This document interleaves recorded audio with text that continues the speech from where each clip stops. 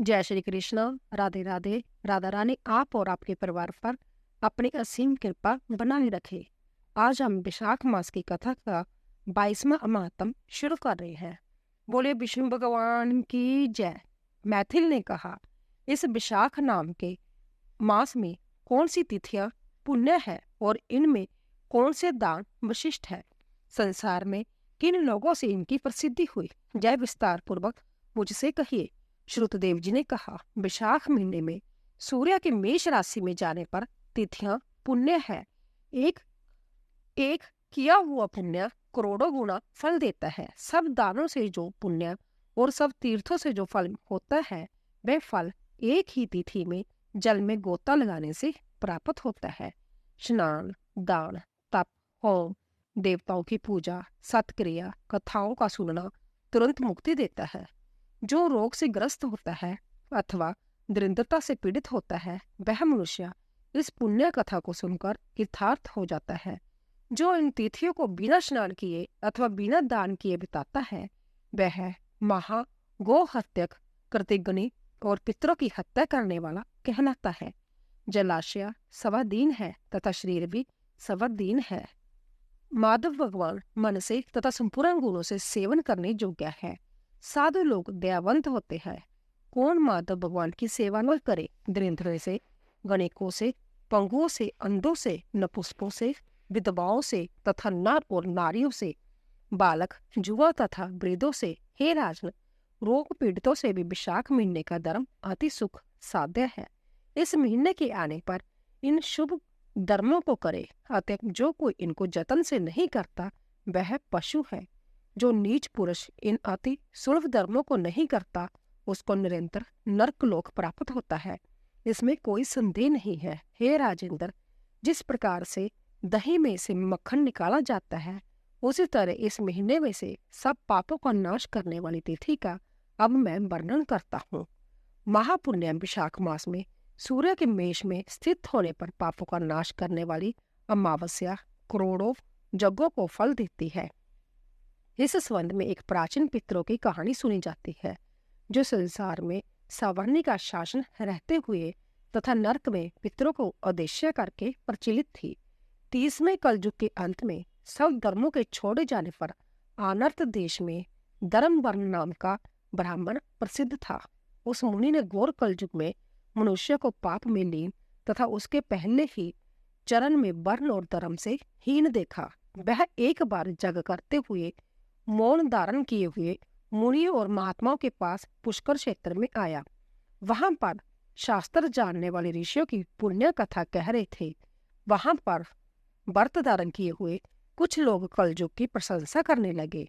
हे नृप, विष्णु भगवान को प्रसन्न करने वाले जो पुण्य सतयुग में 1 वर्ष में साध्य था, वह त्रेता युग में 1 महीने में तथा द्वापर में 1 पक्ष में ही साध्य था।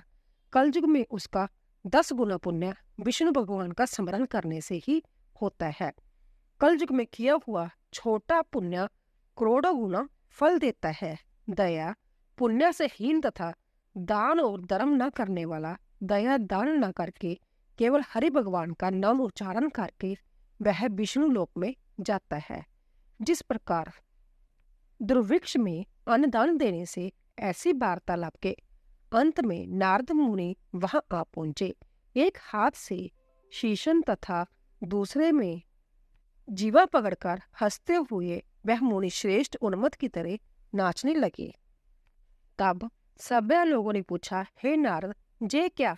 तब उस बुद्धिमान ने हंसकर और नाचकर सबसे कहा, आप महान अनुभवों ने नाचकर संतोष के लिए जो कहा है, उससे हम सिद्ध हो गए हैं। यह पुण्य कलयुग आ गया है। यह सत्य है, इसमें कोई संदेह नहीं है कि यह बहुत थोड़े में साध्य है, क्योंकि क्लेश नाशक केशव भगवान स्मरण मात्र से इस युग में संतुष्ट होते हैं। तथापि तुम लोगों से कहता हूँ कि दोनों दुर्घट ही है। हे पुत्र लो, शीशन तथा जीवा दोनों का निर्णय अवश्य कठिन है। जिसके वश में यह दोनों हो जाए, वह जनार्दन भगवान के तुल्य हो जाए। अतः कलयुग के आने पर आप लोगों को जहाँ नहीं ठहरना चाहिए। इस पखंडी बात को छोड़कर जिस किसी प्रदेश में चित्त प्रसन्न हो, वहां सुखपूर्वक रहो। ऐसा उनका वचन सुनकर व्रतधारी मुनि लोग जग को समाप्त करके एकाएक अन्यंतर चले गए। धर्मवरण ने विजय सुनकर पृथ्वी त्याग कर मन में निश्चय किया। इस तेजस्वी ने अच्छे व्रत धारण करके, दंड और कमंडल धारण करके तथा जटा और बलकल धारण करके मन से आश्चर्य करता हुआ कलयुग के दुराचार देखने के लिए चला। वहां पर मनुष्य को दुष्ट घोर पाप करने वाला, ब्राह्मणों को तथा शूद्र और सन्यासियों को पाखंडी देखा। वहां स्त्री अपने पति से द्वेष करती थी, शिक्षा गुरु से द्वेष करता था और नौकर मालिक की हत्या करने वाला तथा पुत्र पिता के वध करने से उद्यत था। सब ब्राह्मण शूद्र तुल्य तथा गाय बकरी के तुल्य हो गए थे। वेद कहानियों के समान तथा शुभ क्रिया सामान्य क्रिया के समान हो गई थी। वहां पर भूत प्रेत पिशाच इत्यादि फल देने वाले देवता थे। दुष्ट पापी मनुष्य लोग इन्हीं की पूजा करते थे। सब लोग कर्मों में लगे रहते थे और इन्हीं में प्राण त्यागते थे। चित्त में कपट रखने वाले मनुष्य सर्वदा झूठी गवाही देते थे। कलयुग में सर्वदा मनुष्य के मन में कुछ और, वाणी में कुछ और ही रहता था। सबकी नैतिक विद्या राजभवन में पूजी जाती थी। राजाओं को गीत इत्यादि कला प्रिय था। कलयुग में नीच लोग पूजे जाते थे, उत्तम नहीं। कलयुग में वेद पाठी सब ब्राह्मण दरिद्र हो गए। मनुष्य में विष्णु भगवान की शक्ति न रही। पुण्य क्षेत्र प्राय पाखंड में हो गए। शुद्ध लोग धर्मों के उपदेशक हुए तथा कलयुग में तपस्वी लोग जटिल हो गए। सब मनुष्य कम आजू के हो गए, दयाहीन तथा दुष्ट हो गए। सभी धर्मों के उपदेशक तथा सभी गतिग्रह लेने की इच्छा करने वाले हो गए। लोग साधु के पास नहीं जाते, घृणा पर निंदा में निरत रहे हैं। प्रभु के घर चले जाने पर सब निंदा में लगे रहते हैं। इस कलयुग में भाई बहन के साथ और पिता पुत्र के साथ संगम करते हैं। सब शुद्रनी और वेश्याओं में निरत है। साधुजनों को लोग नहीं मानते, बड़े पापियों का आदर करते। नीच लोग साधुओं के एक दोष को भी खोलते हैं, पापियों के दोषों को गुण कहकर प्रशंसा करते हैं। कलयुग में मनुष्य लोभ के वश में दोष का ही ग्रहण करते हैं। जिस प्रकार स्वादिष्ट गुण वाले रसों को तथा दूध को छोड़कर सतन में लगी जोंक केवल खून चूसती है, सब राज्यों में दुर्भिक्ष है, बिना ब्याही लड़के पुत्र उत्पन्न करती है। कलयुग में मनुष्य लोग नट और नाचने वालों की विद्या में प्रीति रखते हैं। जो अधिक गुणी लोग वेद वेदांत विद्या में निरत है, उनको भ्रष्टाचारी मूढ़ लोग नौकर समझते हैं। सबने वेद और वेद विहित क्रियाओं को तथा श्राद्ध की क्रियाओं को छोड़ दिया है। कभी भी विष्णु भगवान का नाम उनकी जीभ पर नहीं आता। श्रृंगार रस में लीन होकर वह इसी की गीत गाते हैं। इनको देखकर धर्मवरम बड़ा व्यापित और विस्मित हुआ। कलयुग में ना तो विष्णु भगवान की सेवा, न शास्त्रों की वार्ता, न यज्ञों की दीक्षा, न विचार का लेश, न तीर्थ यात्रा और न धर्म और न दान कहीं पर थे। यह देखकर वह चकित हुआ। पाप से वंश का क्षय हुआ देख मैं दूसरे द्वीप में गया। वहां पर सब द्वीपों में सब कुछ करके मैं बुद्धिमान आश्चर्यचकित होकर पितरलोक में गया। वहां पर महाघोर कर्मों को करते हुए तथा उनको घूमते हुए देखा। दौड़ते हुए, रोकते हुए, पापियों को गिरते हुए, अपने पितरों को अंधकूप में गिरे हुए देखा। कुछ विचार दूध के अग्रभाग के सहारे पर थे, कुछ दूब के कटने पर दुखी थे। उनके आश्चर्य दूब की जड़ को चूहे खा रहे थे। इनके 3 बाग वह खा गए थे, एक बाग बच गया था। इस श्रेय को प्राप्त होते हुए जड़ को देखकर वह दुख से पीड़ित थे। नीचे अंधकूप में किनारों के गिरने के भय से त्रस्त इनको देखा। यह महाभयंकर और दुस्तर था। वह अपने कर्मों से पीड़ित होकर बड़े दुखी में थे। आगे दुस्तर आधार रहित स्थान था। इनको देखकर आश्चर्ययुक्त इस दयालु ने कहा, आप लोग कौन है और किस दुस्तर कर्म से इसमें गिरे हैं? किस गोत्र में आप उत्पन्न हुए हैं और आप लोगों की मुक्ति किस प्रकार से होगी? मुझसे जय सब कहिए, आज ही आप लोगों का कल्याण होगा। उसके ऐसा कहने पर पितर लोग अति दुखी होकर करुणा में वाणी से धर्म और श्रुति को आगे करके कहने लगे। पितरों ने कहा, हम लोग श्री वत्स के गोत्र के हैं। संसार में हम लोग संतानहीन थे। हम लोग पिंडा तथा श्राद्ध में हीन थे, अतः यह दुख भोगते हैं। कलयुग में पापों के कारण हम लोगों का वंश बिना संतान का हुआ।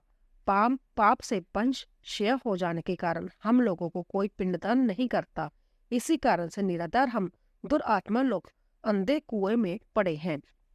वंश में केवल एक ही महाजशस्वी धर्मवरण है। वह संसार में बैरागी रहता हुआ गृहस्थी धर्म का पालन नहीं करता। धूप की डंडी का आश्चर्य किए हुए हम लोग उस तंतु के सहारे हैं। आधारहीन होने के कारण उसकी जड़ को चूहा प्रतिदिन खाता है। एक ही के बच जाने पर थोड़ी सी जड़ बच गई है, उसको भी हे सौम्या देखो चूहा खा रहा है। हे तात, उसकी आजू बीत जाने पर बचे हुए मूल को भी चूहा खा जाएगा। तब हम लोग दुस्तर अंधकार में कूप में गिर जाएंगे। इसीलिए तुम पृथ्वी पर जाकर धर्मवरण को समझाओ और गृहस्थ आश्रम से विमुख इसी मुनि को हम लोगों के दीन वाक्य कहो कि तुम्हारे दुख से पीड़ित पितर लोग नरक में पड़े हैं और मैंने इनको धूप के सहारे दुस्तर अंधकूप में लटकते हुए देखा है। हे मुनि, वह धूप वंश रूप है और उसकी जड़ संतति है। काल नाम का चूहा प्रतिदिन उसकी जड़ को काटता है। कर्म से सब वंश का नाश हो गया है, एक तू ही बच गया है। इसीलिए हे मुनि, धूप की जड़ का 3 भाग नष्ट हो गए हैं। संसार में तू है, इसीलिए एक भाग बच गया है। इसको भी चूहा थोड़ा थोड़ा खा रहा है। तेरी आजू कम से शिया हो रही है। इसके बाद संतान की शिया हो जाने पर हम लोग और तुम भी अंधकूप कूप में गिरोगे। इसीलिए गृहस्थी आश्रम धारण करके संतान को बढ़ाओ। इससे हम लोगों की और तुम्हारी भी निसंदेह उदर्व गति होगी। निक पुत्र की इच्छा करनी चाहिए। यदि एक भी गया जावेगा, अश्वमेध करेगा अथवा नीला बैल छोड़ेगा, यदि एक भी विशाख मास में अथवा कार्तिक मास में हम लोगों के उद्देश्य से स्नान, दान अथवा श्राद्ध करेगा, तो उससे हम लोगों को नरक से उद्धार होगा और हम लोगों की गति होगी। एक भी विष्णु भगवान का भक्त होगा अथवा एक भी एकादशी का व्रत करेगा अथवा एक भी पाप नाश करने वाले विष्णु भगवान की कथा सुनेगा, तो उसके पीछे के 100 कुल तथा होने वाले 100 कुल पापों से मुक्त होकर नरक को न देखेंगे। दया तथा धर्म त्याग किए हुए नेक पुत्रों से क्या लाभ, जो कुल में उत्पन्न होकर श्रद्धा पूर्वक विष्णु नारायण का पूजन नहीं करते। पुत्र के बिना इस संसार में कुछ भी नहीं है, इसको सब लोग जानते हैं। इनमें भी दयावान संतान होना बड़ा दुर्लभ होता है। इस प्रकार सच्चे वाक्यों से उसको समझाओ। उदासीन उदरवेदता उसकी बुद्धि गृहस्थाश्रम में लगाओ। पितरों का वचन सुन धर्मवरण बड़ा चंकित हुआ। उसने रोते हुए और कांपते हुए उनको हाथ जोड़कर प्रणाम किया और कहा, मैं बड़ा दुष्ट हूँ, मेरा ही नाम धर्मवरण है, मैं आप लोगों के कुल का हूँ। जग में महात्मा नारद जी का वचन सुनकर कल युग में किसी को भी जीव और ग्रस्त स्थान पर अधिकार न रहेगा। संसार में इन पापीजनों को देखकर शंका से तथा दुष्टों की संगति से व्यापित होकर मैं दूसरे द्वीप में रहता था। हे मेरे जनक लोग, इस कल युग में के 3 पद व्यतीत हो गए हैं और अंतिम पद में भी 3.5 भाग बीत गए। मैंने आप लोगों के दुख नहीं जाना। मेरा जन्म वृथा हुआ। जिस कुल में मैं उत्पन्न हुआ उस कुल के पितरों का ऋण मैंने नहीं चुकाया। पृथ्वी के बार मात्र अन्न के शत्रु मेरे जन्म लेने से क्या हुआ, जो मैंने उत्पन्न होकर विष्णु भगवान का तथा पितरों का, देवताओं और ऋषियों का पूजन नहीं किया। आप लोगों की आज्ञा मैं करूंगा, परंतु ऐसी आज्ञा दीजिए कि संसार में रहने पर भी मुझे कलयुग में विघ्न ना हो और मैं आप लोगों का पुत्र अपने कर्तव्य को करूं। उनके वंश के बुद्धिमान धर्मवरण के ऐसा कहने पर हे राजेंद्र मन में कुछ संतोष करके उन्होंने कहा, हे पुत्र, अपने महात्मा पितरों की जय दशा देख। संतति के अभाव से हम लोग केवल दुब के सहारे पड़े हैं। तुम गृहस्थी आश्रम में प्रवेश होकर हम लोगों का उद्धार करो। जो लोग विष्णु भगवान की कथा में तत्पर रहते हैं, जो रात दिन हरि भगवान को याद करते हैं, जो लोग सदाचार में लगे रहते हैं, उनको कलयुग बाधा नहीं करता। हे अन्न देने वाले, जिसके घर में शालिग्राम शिला रहती है अथवा जिसके घर में महाभारत ग्रंथ रहता है, उसको कलयुग बाधा नहीं करता। जिसके पेट में विष्णु भगवान का नैवेद्य किया हुआ अन्न रहता है अथवा कान पर तुलसी पत्थर रहता है, उसको कलयुग बाधा नहीं करता। जिसके हाथ में तुलसी की माला रहती है, जिसके हाथ में पवित्री रहती है तथा जिसकी जीभ पर हरि भगवान का नाम रहता है, उसको कलयुग बाधा नहीं करता। जो विशाख मास के धर्म में लीन रहता है तथा माघ मास में स्नान करता है, कार्तिक मास में दीपदान करता है, उसको कलयुग बाधा नहीं करता। जो प्रतिदिन पाप हरने वाली, मोक्ष देने वाली महात्मा विष्णु भगवान की दिव्य कथा सुनता है, उसको कलयुग बाधा नहीं करता। जिसके घर में वैष्णव देव होता है, जिसके घर में शुभ तुलसी रहती है, जिसके आंगन में शुभ गाय रहती है, उसको कलयुग बाधा नहीं करता। इसीलिए पुत्र, परंतु पापात्मक युग में भी शीघ्र पृथ्वी पर जो जब माधव नाम का महीना है, सूर्य के राशि मेष राशि में रहते हुए सब लोगों के उपकार के लिए इस मास में 300 तिथियां पुण्यदायक है। एक एक तिथि में किए हुए पुण्य का करोड़ों गुना फल होता है। इनमें भी चैत्र मास की अमावस्या मनुष्य को मुक्ति देती है, जय देवताओं को प्रिय है और तुरंत मुक्ति देने वाली है। जो लोग पितरों को उद्देश्य करके उस दिन श्राद्ध करते हैं, जल बड़ा गड़ा तथा पिंडदान करते हैं, उसको क्षय होने वाला फल होता है। जो लोग अमावस्या के दिन श्राद्ध करते हैं, उनका गया शेद में किया हुआ करोड़ों श्राद्ध होता है, इसमें कोई संदेह नहीं है। यदि मधुमास को अमावस्या के दिन श्रद्धापूर्वक शाख में भी श्राद्ध किया जाए तो गया जी के करोड़ श्राद्ध करने पर फल होता है, इसमें कोई संदेह नहीं है। कपूर और अंगूरों से सुगंधित शरबत से भरा हुआ गड़ा जो मधुमास की अमावस्या को दान नहीं देता, वह निसंदेह पितृघाती होता है। जो मधुमास की अमावस्या के दिन जल से भरी ककड़ी दान देता है तथा कुल के हित के लिए भक्ति पूर्वक श्राद्ध करता है, तो पितरलोक में अमृत बरसाने वाली नदी बहती है। कुंभदान से तथा श्राद्ध दान से यह निश्चय करके अन्न, कड़ी, घी, मालपुआ, चटनी, खीर इत्यादि बहती है। अतः तो जल्दी से अमावस्या के पहले चला जा।